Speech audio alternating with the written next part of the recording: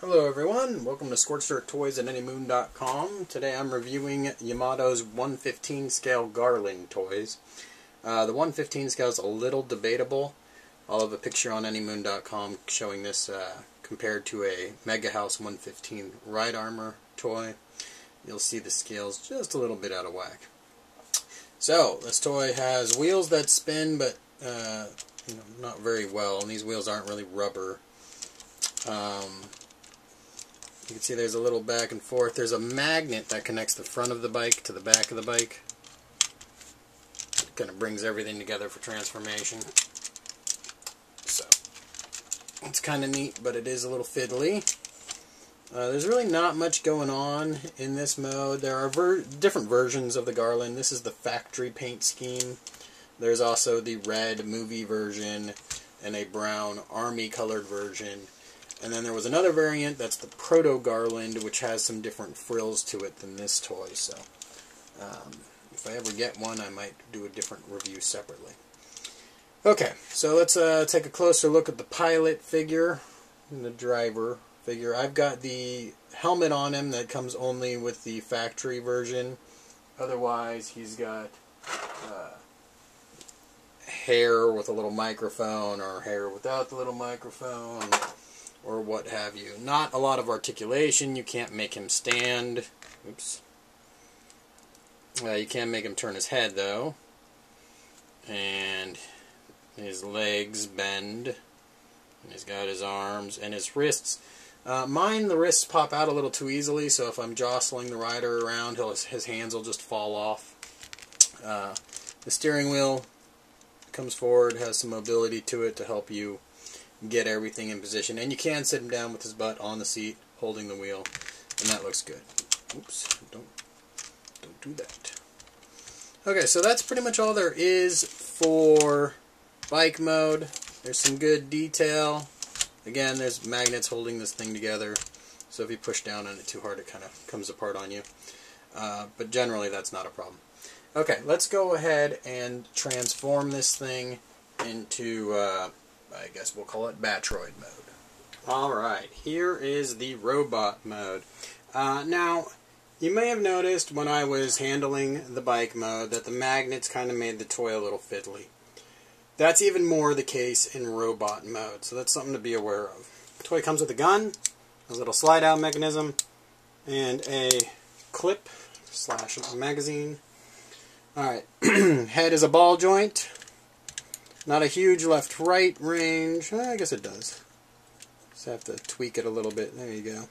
It's nice clear plastic visor with a little detail behind it. Here you go. Shoulder articulation. Again, the magnets get a little weird, so something to be aware of. But you got your shoulder articulation. You've got a swivel just below the shoulder. And you've got the elbow. These are nice clicky elbows, but they're first-gen elbows. They don't let you do the double joint to bring the hands up towards the shoulder. Articulated hands on sort of a ball joint. The articulated hands aren't the best for holding the gun, but they can hold the gun. Fiddly again at the waist because the legs peg in. And so during, trying to get that nice pose, you might pop the leg out. You have full range of motion, nice clicky knees. And what's really nice on this toy is the ankles, because you have both left and right and up and down motion. So you can get really aggressive stances with the feet. Okay, so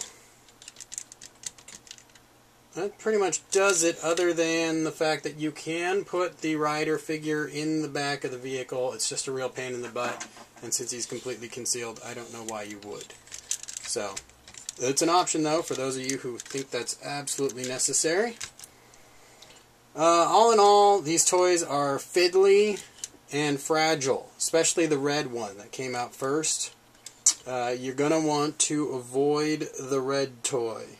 The Army version and this factory paint allegedly have stronger shoulders and are a little bit superior. Mine hasn't broken yet, so that says something there. Unfortunately, the red one is the most iconic. There's also a Proto Garland release, which I mentioned earlier. It's supposed to be vastly superior, largely a new mold. If you're a huge Megazone 23 fan, this might be worth taking the risk on, especially if you get the factory or army versions, or of course the Proto Garland.